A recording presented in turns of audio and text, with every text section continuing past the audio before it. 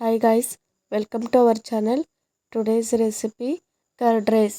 Curd ರೈಸ್ನ ಯಾವ ರೀತಿಯಾಗಿ ಮಾಡ್ಕೊಳ್ಳೋದಂತ ಒಮ್ಮೆ ನಾನು ಈ ವಿಡಿಯೋದಲ್ಲಿ ತಿಳಿಸ್ಕೊಡ್ತೀನಿ ರೀ. ಹಾಗೆ ಈ ವಿಡಿಯೋನ ಇಷ್ಟವಾದಲ್ಲಿ ಪ್ಲೀಸ್ ಸಬ್ಸ್ಕ್ರೈಬ್ ಮಾಡಿರಿ, ಲೈಕ್ ಮಾಡಿರಿ, ಹಾಗೆ ಬೆಲ್ ಬಟನ್ನ ಒತ್ತಿ. ಮೊದಲಿಗೆ 10 ಗೋಡಂಬಿ, 14 ಬಾದಾಮಿ ಮತ್ತು ಒಣದ್ರಾಕ್ಷಿ ಮತ್ತು ದಾಳಿಂಬ್ರ ಮತ್ತು ಖಾರಕ್ಕೆ ಮೆಣಸಿನ್ಕಾಯಿ, ಕಡಿಪತ್ತ, ಕೊತ್ತಂಬರಿ ಇಷ್ಟನ್ನು ತೊಗೊಂಡು ಕಟ್ ಮಾಡ್ಕೊಂಡು ಇಟ್ಕೊಂಡೀನಿ. ಅದ ನಂತರ ರೈಸ್ನ ತೊಗೊಂಡೀನಿ. ಒಂದು ಬೌಲ್ದಷ್ಟು ರೈಸ್ ತೊಗೊಂಡೀನಿ. ನೀವು ಎಷ್ಟು ಕ್ವಾಂಟಿಟಿ ಬೇಕೋ ಅಷ್ಟು ಕ್ವಾಂಟಿಟಿದಾಗ ರೈಸ್ ತೊಗೊಳ್ರಿ. ಮತ್ತು ಎಣ್ಣೆ ತೊಗೊಂಡೀನಿ. ಈಗ ಮೊದಲಿಗೆ ನಾನು ತಡ್ಕ ಕೊಡಕತ್ತೀನಿ. ನೀವು ಎಣ್ಣೆ ಬೇಕಾದರೂ ಹಾಕೋಬೋದು, ತುಪ್ಪ ಬೇಕಂದ್ರೂ ಹಾಕೋಬೋದು. ಎಣ್ಣೆ ಹಾಕ್ಕೊಂಡ್ರೆ ಟೇಸ್ಟ್ ಆಗಿರುತ್ತೆ. ಅದಕ್ಕೆ ನಾನು ಎಣ್ಣೆನ ಹಾಕ್ಕೊಂಡೀನಿ.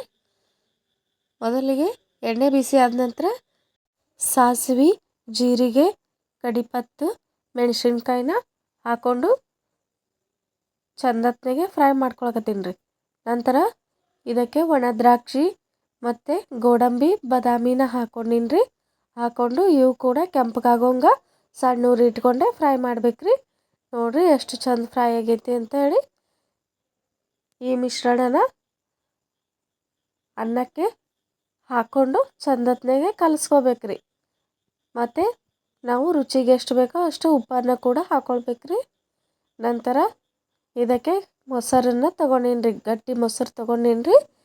ಮೊಸರು ಬೇಕಿದ್ರೆ ಕಡಿಯೋಕ್ಕೆ ನೀವು ತಿಳಿ ಮಾಡ್ಕೊತಿದ್ರೆ ಮಾಡ್ಕೋಬೋದ್ರಿ. ನಾನು ಮೊದಲಿಗೆ ಗಟ್ಟಿ ಮೊಸರನ್ನೇ ಹಾಕ್ಕೊಂಡು ಕಲಿಸ್ಕೊಳಕತ್ತೀನಿ. ನಂತರ ಇದಕ್ಕೆ ಕಲಿಸ್ಕೊಳಕತ್ತೀನಿ.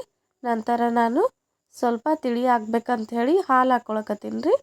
ಹಾಲು ಹಾಕ್ಕೊಂಡು ಕಲಿಸ್ಕೊತೀನಿ. ಹಾಲು ಹಾಕ್ಕೊಳ್ಳೋದ್ರಿಂದ ಹುಳಿ ಕಮ್ಮಿ ಆಗುತ್ತೆ.